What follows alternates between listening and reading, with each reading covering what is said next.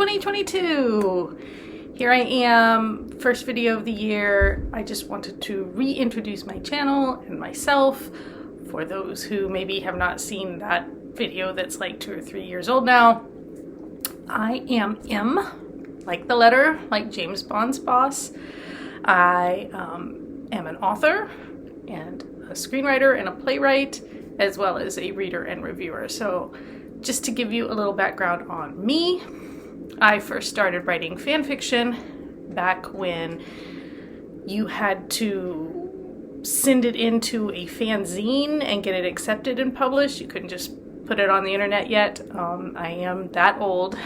I was a teenager at the time, and I actually did really well as a fanfic author, enough so that I would get invited to conventions, and then I would turn up, and because people had only ever spoken to me on the phone, they didn't realize how young I was.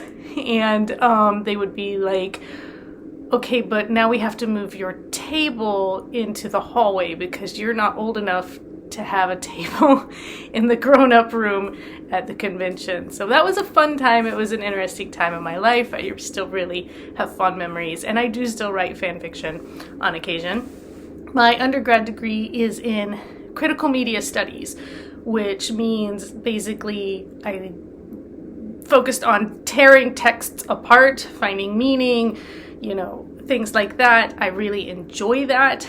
I don't typically do that in my book reviews because I'm not analyzing a text. I'm just kind of trying to figure out if I enjoyed the book, why or why not. But if you want more of that, please let me know. I will happily start pulling apart texts that way if that's something you're interested in hearing about.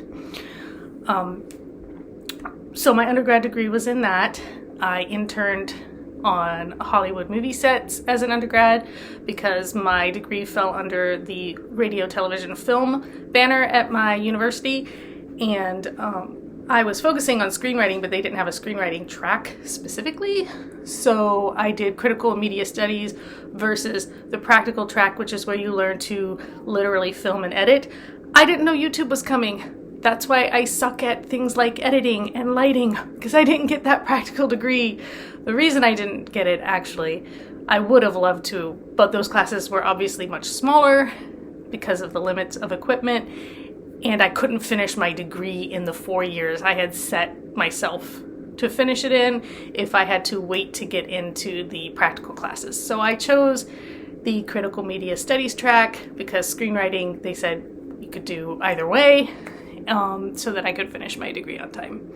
I do have regrets that I didn't do more of the practical stuff and that I didn't go to LA when I had the chance. I was working for a producer who had an Austin office, but her main office was at Fox in LA, and she at one point asked me if I wanted to go work for her, but I decided to stay and finish my degree. And if you know anything about the industry, if you say no, you often don't get another chance. So sometimes I do wonder how my life might have been different, but to be honest, that industry is really nerve-wracking. It wasn't a great fit for me, as much fun as I had on film sets and everything. It was a hard time, mentally and emotionally for me, and so maybe it's all for the best. Anyway, I went on to get my graduate degree in writing, literature, and publishing. I started working at Houghton Mifflin, then Pearson Publishing as a development editor.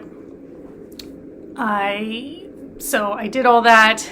I had some of my first original work published in 2004, but I really started in 2012. So this year is 10 years of me self-publishing and getting my work out there. So that's really exciting for me. I write as M. Pepper Longlady, which you may see in the intro of this channel. I also write as Amanda Innes. I have a YA book out under that name. Innes is my Scottish clan. And I'm working on another YA book for that name that I hope to finish this year and get out either by the end of the year or early next year. Now we're going to talk about how I rate books. So you have all of my background. Oh, one other thing. that I used to do. I used to write for the online magazine Blogcritics. People would send me review material and I would write for that site. I had to give that up once I had kids because I didn't have time to review all the material I was receiving. Now my kids are much older, yeah, which means I'm much older, but anyway, that's another thing, that I used to be like a real reviewer. Now I do it for fun. That's why I'm here mostly, just to share my love of books, chat a bit, find people like me who also love to read, and, you know, have that discussion. But anyway, my rating system. I use Goodreads to keep track of my reading. I set a reading goal this year. It is 60 books, which is the same as it was last year. That's averaging 5 books a month. It feels doable to me because a lot of my books tend to be manga, and I'll talk about how I rate manga a little bit differently than regular books, novels, nonfiction, prose. But since the GR system is 5 stars, I use a 5-star system personally as well. 1 star is a book that's an editorial disaster. There are typos. It's a mess. There are like significant problems with the writing, like in a grammar sense, in a technical sense. Maybe it just doesn't make sense. Also, 1 star goes to books that actively promote problematic ideas, or, you know, and I'm pretty open-minded and I try to see all sides of everything, and I don't pretend to be an expert on everything either. But if it's overtly promoting bad stuff, then it's automatically 1 star, and probably I'll DNF it. I don't rate DNFs. I take them off of my Goodreads so that they don't count towards my reading goal, because I only count books that I finish. But yeah, so that's a 1 star book.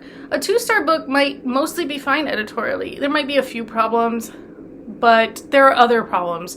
Either instead of actively promoting a bad idea or belief, it kind of roundabout, it's almost like doesn't quite, I'm like, that's not cool, you know, kind of thing.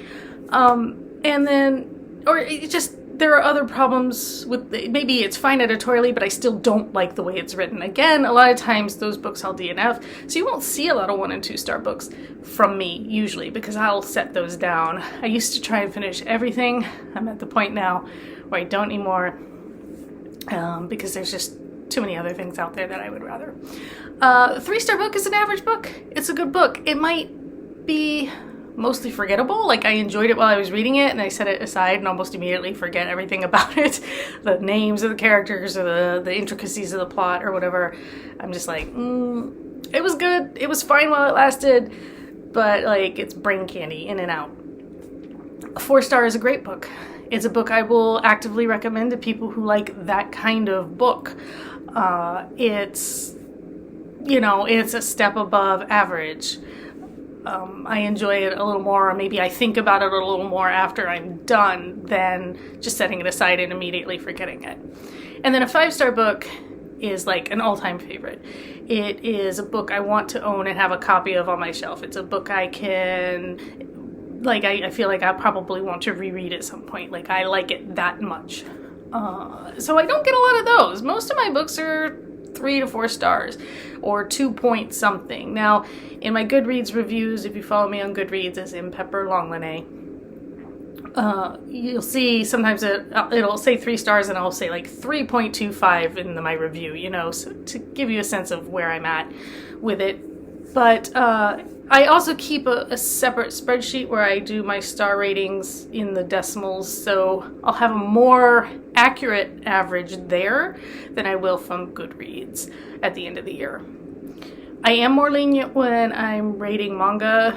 Most manga will get 4 or 5 stars from me, because as long as it entertains me or furthers the story, if I'm reading a series, then I don't really have a whole big problem. Sometimes if the panels are confusing, or it was a filler volume, or, you know, it's or, you know, all the characters are drawn kind of similarly and I can't tell who's who, it's gonna get, you know, 3 or 4 stars. I seldom give less than that for manga, mostly because I'm jealous that people can draw and I can't. I always wanted to write a manga. I've tried to learn to draw. My brain doesn't work that way. Oh well. Finally, I just want to talk about this channel going forward. Instead of doing individual book reviews, I'll probably be doing reading wrap-ups, maybe at the middle of the month and end of the month, or just at the end of the month, depending on how many books I get through. I'm working on a lot right now, so hopefully right around mid-January I will have books to talk about that I will do in a mid-month wrap-up. I intend to post weekly on Saturdays, maybe Sundays, but like weekends probably are gonna be when my videos go up. I hope to be consistent. I know I haven't been in the past, but I hope to be going forward. Since it's not all gonna be book reviews, which is what it's mostly been, I will talk about books, about movies, about publishing, about writing, anything you want to know about from like my background. Feel free to ask. I'll do that. I'll do some of these book tags when I see them because I do enjoy that kind of thing too. And yeah, so this is mostly just going to be mostly books, but also maybe some other media like the Star Wars video that we ended last year on, just discussing things like that. So anyway, that's me going forward. Please like, comment, subscribe. I'm hoping to get to 100 subscribers by the end of the year. I know that's like a tiny number, but I've been stuck at 44 for forever, so I'm hoping to get just a little farther. If I get to 100 and stay there for 30 days, I'll do a special video where commenters can possibly win some books from me. Some of my books, or maybe some books that I'm unhauling. We'll see what I have when I get there. But anyway, thanks for stopping by, getting to know me. Let me know about you in the comments.